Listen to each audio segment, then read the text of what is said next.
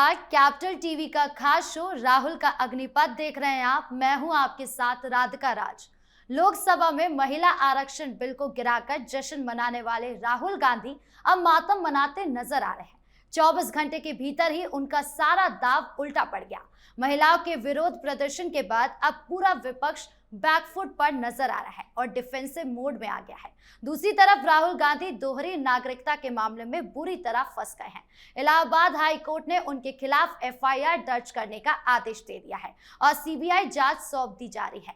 तो आज इसी पर चर्चा करेंगे। चर्चा के लिए मेरे साथ स्टूडियो में मौजूद है कैपिटल टीवी के executive editor Rajeev Kumar. Sir, आपका बहुत बहुत स्वागत है। धन्यवाद। सर, राहुल गांधी कैसे फंस गए हैं? देखिए, जिस तरीके से ये लग रहा था कि राहुल गांधी ये सोचने लगे हैं कि नहीं नहीं देखो, हमने मोदी को हरा दिया, हमने किसी मुद्दे पर तो मोदी को हराया। ये कांग्रेस वाले रणनीति बना रहे थे और उनको यही पता नहीं था कि भारतीय जनता पार्टी की तरफ से प्रधानमंत्री मोदी या अमित शाह की मीटिंग में फैसला क्या हुआ है। क्या वो इस बिल को पास कराने के लिए एड़ी चोटी का जोड़ लगाने वाले हैं या इस बिल को गिरने का इंतजार कर रहे हैं कि उसके बाद क्या करेंगे। क्योंकि अचानक से तो ये नहीं होता। अचानक से ऐसा नहीं हो जाता कि शाम के 8 बजे वोटिंग कंप्लीट हो और सुबह में 6-7 बजे से ही महिलाएं मोर्चा खोल दे, विरोध प्रदर्शन शुरू हो जाए और फिर ये विपक्ष के जितनी पार्टियां जो कि वोटिंग में इस बिल के विरोध में वोट किया था, वो सारी पार्टियां अब छटपटाना शुरू कर दे और अपने नेताओं को आगे बढ़ाए। जाओ मीडिया के सामने प्रेस ब्रीफिंग करो, आप मीडिया को संबोधित करो, अपने अपने सोशल मीडिया पर एक्टिव हो जाओ और बताने की कोशिश करो, समझाओ लोगों को कि हमने महिला आरक्षण विधेयक का विरोध नहीं किया, हमने डिलिमिटेशन का विरोध किया। लेकिन डिलिमिटेशन का विरोध किया तो महिला आरक्षण विधेयक भी तो गिरा। ऐसा तो है नहीं कि आप एक पक्ष को अपने पक्ष में उपयोग करोगे, दूसरे को अपने विरोध में उपयोग होने दोगे। ये तो दोनों ज्वाइंट है, इसलिए आप इससे बच नहीं सकते। अब इन लोगों को रात भर तो ये लगा ये मोरल विक्ट्री है, क्योंकि इन्होंने इसे ये मानने की कोशिश की कि जनता तक ये संदेश जाए कि प्रधानमंत्री मोदी की पॉपुलैरिटी कम हो गई है, अब ये संसद में कमजोर हो गए हैं। लेकिन कमजोरी कैसी? 2/3 बहुमत की जरूरत सरकार चलाने के लिए नहीं है।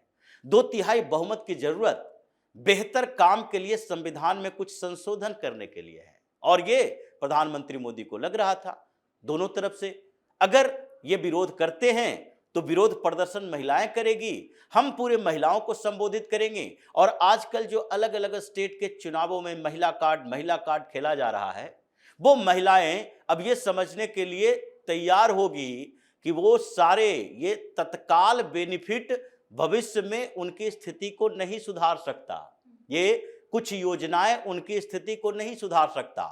जब तक कि हमारा अपना रिप्रेजेंटेटिव संसद में नहीं होगा, यानी महिलाएं संसद में ज्यादातर नहीं होगी रिजर्वेशन बिल के बाद, और वो महिलाएं के मुद्दे नहीं उठाएगी कि महिलाओं को जरूरत क्या है, उनके लिए कोई बिल नहीं लाएंगी, उनके लिए प्रस्ताव नहीं लाएंगी, उनकी चर्चा नहीं करेंगी, तब तक हमारी स्थितियों में पूरी तरीके से परिवर्तन नहीं आ सकता। हमारा अपना रिप्रेजेंटेटिव चाहिए। डेमोन्स्ट्रेशन इफेक्ट कहते हैं इसको, प्रदर्शनात्मक प्रभाव, जिसके लिए रिजर्वेशन की परिकल्पना लाई गई थी। प्रदर्शनात्मक प्रभाव ऐसा नहीं होता कि एक क्षेत्र से एक दलित सांसद चुनकर आया और उसके बाद वो जब संसद में चला गया या फिर एक विधानसभा में गया तो उस पूरे क्षेत्र के दलितों के लिए वो बहुत बड़ा काम कर देगा। वो सारे लोग जो कि वहां पर विधायक या सांसद के फंड से उपयोग करना है, वो सबके लिए उपयोग होगा, सरकार की स्कीम का उपयोग सबके लिए होगा। लेकिन प्रदर्शन क्या होता है? प्रदर्शनात्मक प्रभाव यही दिखता है कि हमारा अपना व्यक्ति है जो संसद में है, हमारा नेता है, और यही प्रदर्शन महिलाओं के लिए चाहिए था कि हमारा अपना नेता जो हमारे बीच से गई है वो महिला सांसद है। क्यों राहुल गांधी बातें करते हैं ओबीसी दलित, ओबीसी दलित? ये रिप्रेजेंटेशन की बात तो इसलिए होती है। ऐसा तो है नहीं कि एक ओबीसी सांसद होगा, विधायक होगा, या ओबीसी का एक अधिकारी होगा तो केवल ओबीसी के लिए काम करेगा, या प्रधानमंत्री मोदी के लिए बात होती है कि नहीं नहीं प्रधानमंत्री मोदी हिंदुत्व की बात करते हैं, तो क्या सारे मुसलमानों के लिए योजनाएं उन्होंने बंद करवा दी या योगी ने बंद करवा दी? क्या उज्ज्वला योजना से जो गैस सिलेंडर दिए जाते हैं उसमें मुसलमानों को नहीं दिए जाते? क्या प्रधानमंत्री आवास योजना के तहत घर दिए जाते हैं वो मुसलमानों को नहीं दिए जाते? लेकिन हिंदुओं का मनोबल बढ़ा है, प्रदर्शन हुआ है इस बात के लिए कि नहीं, एक लीडर है प्रधानमंत्री के तौर पर जो अब अपने धर्म को प्रदर्शित करने में हिचकता नहीं है। वो मंदिरों में जाते हैं, वो वहां पूजा पाठ करते हैं, वो हवन करते हैं, वो नवरात्र के समय में फास्ट करते हैं, अपने आध्यात्मिकता का प्रदर्शन भी करते हैं जो छुप छुप कर किया करते थे दूसरे नेता। ये लोग दूसरे मजहब के धर्म के प्रदर्शन में लगे रहते थे, टोपी पहनकर इफ्तार करवाओ, मस्जिदों में जाकर मुसलमानों को खुश करो, जैसे ममता बनर्जी भी करती हैं, जैसे अभी अखिलेश यादव भी करते हैं। तो ये प्रदर्शनात्मक प्रभाव की बात प्रधानमंत्री मोदी ने कर दी और ये महिलाएं नाराज है तो ये लोग डिफेंसिव मोड में आ गए कि नहीं नहीं अब अपना बचाव करो, क्योंकि प्रधानमंत्री मोदी को ये लग रहा था कि सामान्य तरीके से ये तो लोकसभा में पारित नहीं होने देगा, हमारे पास मेजोरिटी नहीं है और 2/3 मेजोरिटी के लिए अब वही महिलाएं सामने आएगी कि भाई प्रधानमंत्री मोदी को मजबूत करो। वही महिलाएं अब अगली बार 2029 में पीएम मोदी के नाम पर वोट करेगी। 50% आबादी की बात हो रही है, ये सारे विपक्ष की पार्टियां कह रही है आधी आबादी को साधने की कोशिश, तो सध तो गए, आधी आबादी सोचने पर मजबूर होगी कि प्रधानमंत्री मोदी को 2/3 बहुमत दो, तभी ये सारी चीजें आएगी सामने। और प्रधानमंत्री मोदी को 2/3 बहुमत देने के लिए अभी से ये चल रहा है, महिलाएं प्रदर्शन करके इन लोगों का घेराव कर चुकी है। राहुल गांधी उसी में फंसे हुए हैं, प्रियंका वाड्रा को सामने भेजा, खुद क्यों नहीं प्रेस ब्रीफिंग के लिए आए प्रियंका वाड्रा को कि नहीं महिला के सामने महिला कार्ड खेलते हैं। लेकिन प्रियंका वाड्रा भी माफी ही मांग रही थी, वो गिड़गिड़ा रही थी इसी बात को लेकर कि नहीं नहीं हमने महिला आरक्षण विधेयक का विरोध नहीं किया। यानी कि पूरी की पूरी कांग्रेस पार्टी, विपक्ष में बैठी हुई वो पार्टियां या तो ममता बनर्जी, ये सारे के सारे अभी बैकफुट पर इस बात के लिए हैं कि जिस एग्रेसिव मोड में एनडीए की महिला ब्रिगेड निकली है और उनके साथ लाखों लाख महिलाओं का समर्थन है, हर जगह पर महिलाएं आंदोलन कर रही है, प्रदर्शन कर रही है इन लोगों के खिलाफ कि तुमने किस कारण से ये वोट किया इस विधेयक के विपक्ष में। अब इन लोगों को लग रहा है कि आगे कैसे इस नैरेटिव से हम बाहर आए। इसलिए जो खुशियां मना रहे थे, जश्न मना रहे थे, और उस जश्न के ऊपर भी भारतीय जनता पार्टी ने कहा कि ये देखो जश्न किस बात का मना रहे हैं, क्या भारत ने पाकिस्तान पर जीत हासिल कर ली, या फिर ये जश्न मना रहे हैं इस बात के लिए कि भारत ने कोई बड़ा काम कर लिया या इन लोगों ने कोई बड़ा अचीवमेंट हासिल कर लिया, अगर किसी चुनाव में जीत हो गई। ये इस बात के लिए जश्न मना रहे हैं कि हमने महिलाओं के अधिकारों को छीन लिया जी। अब महिलाओं के अधिकार को छीनकर तुम जश्न मना रहे हो तो महिलाएं माफ नहीं करेगी।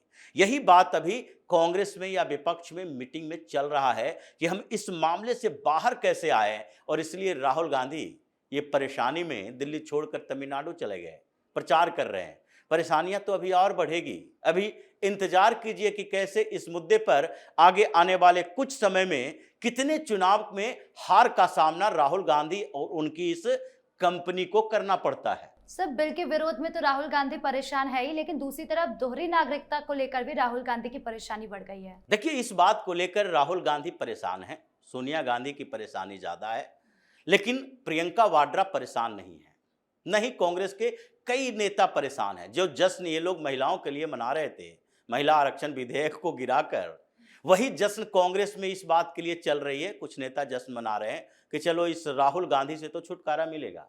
प्रियंका वाड्रा इंतजार कर रही है, चलो इससे छुटकारा मिलेगा तो फिर हमें ही तो लीडर बनाना पड़ेगा, क्योंकि गांधी परिवार के, नेहरू परिवार के हाथों में ही कांग्रेस रहेगी, ये तो सबको पता है। अब सोनिया गांधी जिम्मेदारी संभाल नहीं सकती क्योंकि वो ज़्यादा बुजुर्ग हो गई, बीमार रहती हैं, आधा समय तो उनका गंगाराम हॉस्पिटल में ही गुजरता है। तो ऐसी स्थितियों में प्रियंका वाड्रा को ही आगे आना पड़ेगा। अभी जो स्थितियां पैदा हुई राहुल गांधी की दोहरी नागरिकता को लेकर, क्योंकि ये ऐसे एविडेंस थे किसी की नागरिकता साबित करने के लिए, किसी की नागरिकता साबित अगर भारत में भी करना है, जो अभी सीए के तहत माना जाता है, या फिर अभी जो वोटिंग राइट देने के लिए नागरिकता साबित करने की बात हो रही थी एसआईआर को लेकर, उसमें कौन से डॉक्यूमेंट्स की जरूरत होती है? यह रेसिडेंशियल सर्टिफिकेट चाहिए। रेसिडेंशियल सर्टिफिकेट यानी कि आवास प्रमाण पत्र आपके पास होना चाहिए।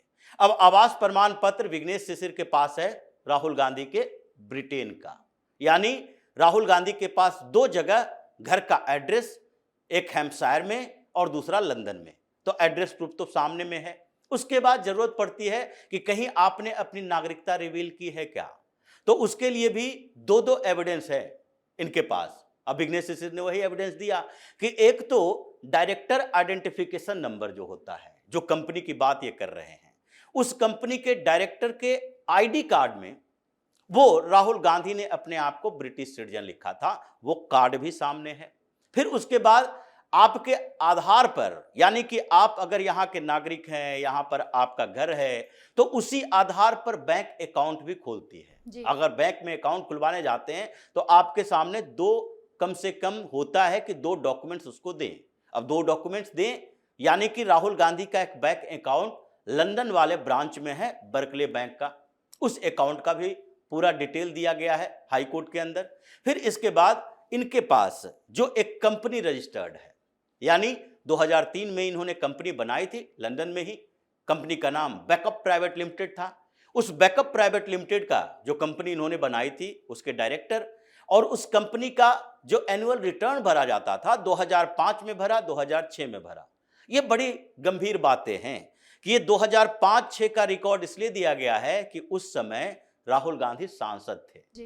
पहली बार 2004 में सांसद बने थे, लेकिन 2005 और 6 के ये जो बैकअप प्राइवेट लिमिटेड के वो जो एनुअल रिटर्न भरा हुआ है, उसके फॉर्म में इन्होंने ब्रिटिश सिटीजन लिखा अपने आप को। टैक्स बचाना था, कुछ छिपाना था, इसलिए इसका इस्तेमाल किया। यानी आपके नाम पर बैंक अकाउंट है, आपके नाम पर कंपनी है, आपके नाम पर एक आइडेंटिटी कार्ड है जो कि ब्रिटिश सिटीजन आपको साबित करता है, आपके नाम पर घर है 2-2 जगह पर, ब्रिटेन के अंदर ही, हैम्पशायर में भी और लंदन में भी, तो सारा प्रमाण तो आपके खिलाफ है। तो इसका मतलब है कि जांच तो होनी चाहिए। गवर्नमेंट ने, यानी कि होम मिनिस्ट्री की तरफ से कुछ डॉक्यूमेंट सौंपे गए थे, जज के चैम्बर में इसकी सुनवाई हुई कि बड़ा सेंसिटिव इशू है, इसलिए सारे प्रमाण अब सामने आ गए। आरोप क्या है इनके ऊपर? 3 लगे हैं, यानी फॉरेनर्स एक्ट के तहत। फॉरेनर्स एक्ट में ये आप विदेशी नागरिक हो, आपने इसको छुपाया है, इसके लिए 2 से 8 साल की सजा। उसके बाद इनका दूसरा जो इनके ऊपर मामला लगाया गया है, विघ्नेश सिसि ने लगाया, उसमें पासपोर्ट एक्ट का भी जिक्र किया गया है। यानी कि आपके पास एक से ज्यादा पासपोर्ट है, मल्टीपल पासपोर्ट बताया जाता है राहुल गांधी के पास, डिक्लेयर नहीं कर रहे हैं, तो इसलिए अगर मल्टीपल पासपोर्ट है तो आपको 2 साल की सजा होगी। और उसके बाद तीसरा चार्ज इनके ऊपर लगा है ऑफिशियल सीक्रेट एक्ट। आपने किन तथ्यों को छुपाया, और ऑफिशियल सीक्रेट एक्ट के सेक्शन 8 के अनुसार अगर आप दस्तावेजों को छुपाकर किसी देश में रहते हो और वहां पर विदेशी दस्तावेज, विदेशी डिक्लेरेशन नहीं करते, तो इसका मतलब है कि आपके खिलाफ मामला चलेगा। ये 3 मामले हैं, इसमें भी 2 से 4 साल की सजा होती है। यानी कि राहुल गांधी को अगर सारे मामलों में, तीनों मामलों में जो कि प्रमाण सामने दिख रहा है, अगर तीनों मामलों में चार्ज कर दिया गया, जांच के बाद इनके खिलाफ आ गया मामला, तो 2 से 8 साल तक की सजा, 8 साल तक की सजा अलग अलग अगर दिया गया, सबको जोड़ दिया जाएगा तो 13-14 साल की सजा हो जाएगी। तो ऐसी स्थितियों में अब राहुल गांधी की नागरिकता का सवाल सिर्फ नहीं है, ये नहीं है कि ब्रिटिश सिटीजन बन गए थे तो इसलिए पहले का मामला है खत्म करो, अब तो इंडियन सिटीजन है, क्योंकि ये ड्यूअल सिटीजनशिप की परिकल्पना के अलग है, ये अवधारणा भारत में है नहीं। तो आपने वो सारे डॉक्यूमेंट छिपाए तो इसके लिए आपको सजा भी मिलेगी। तो पहले तो इनके पासपोर्ट जब्ती का अभियान चलेगा, दूसरी बात ये डिटेन किए जाएंगे अगर जांच में ऐसा पता चला तो, उसके बाद इनकी सुनवाई उसी इलाहाबाद हाई कोर्ट में होगी, और फिर हाई कोर्ट में सुनवाई के बाद एक एक चार्जेस जो इनके ऊपर लगे हैं, यानी कि फॉरेनर्स एक्ट के तहत, पासपोर्ट एक्ट के तहत, ऑफिशियल सीक्रेट एक्ट के तहत, ये तीनों मामले चलेंगे। और उसके बाद हो सकता है कभी भी एक एक मामले में भी अगर एक एक सजा होगी तो 2 साल की सजा हुई, फिर किसी में 3 साल की सजा हुई, तो ऐसे स्थिति में ये जेल के अंदर ही सड़ेगा। जो तरीके अभी लग रहे हैं, इलाहाबाद हाई कोर्ट ने इतने समय के बाद रायबरेली की कोर्ट में गया था, पहले भी इलाहाबाद हाई कोर्ट में गया, रिजेक्ट कर दिया था, लखनऊ बेंच में गया, बाद में इसे सस्पेंड कर दिया गया कि नहीं अब इस पर सुनवाई नहीं होगी। उसके बाद दिल्ली हाई कोर्ट में चल रहा है सुब्रमण्यम स्वामी का मामला। तो ये सारे मामलों में अब ऐसा फैसला आया है जिससे राहुल गांधी के खिलाफ FIR भी दर्ज, और उसके बाद जांच भी होगी और सजा भी मिलना लगभग तय है। तो ऐसी स्थितियों में फंसे हैं कि राजनीति तो भूल जाएं, अब लीगल बैटल के संभावनाएं जो बड़ी है, उसमें अब लीगल बैटल के लिए तैयारी करें, वकीलों से मिले, अभिषेक मनु सिंघवी से लेकर के टीएस तुलसी तक सारे वकीलों की फौज इकट्ठा करें और इस मुसीबत से निकलने की तैयारी करें। नहीं तो राजनीति तो छोड़ दीजिए, तिहाड़ का दरवाजा इनके लिए खुला रहेगा। जी, इस मुद्दे पर जानकारी देने के लिए आपका बहुत बहुत धन्यवाद। धन्यवाद। तो कुल मिलाकर राहुल का जश्न अब मातम में बदलता जा रहा है। एक तरफ महिला आरक्षण बिल फेल होने पर उनकी महिला विरोधी छवि बन गई है, तो दूसरी तरफ कोर्ट का सख्त आदेश उनके लिए नई मुश्किल खड़ी कर रहा है। तो इस खास शो में इतना ही। कैसा लगा वीडियो कमेंट बॉक्स में जरूर बताएं। वीडियो को लाइक करें, शेयर करें और चैनल को सब्सक्राइब करना ना भूलें। धन्यवाद।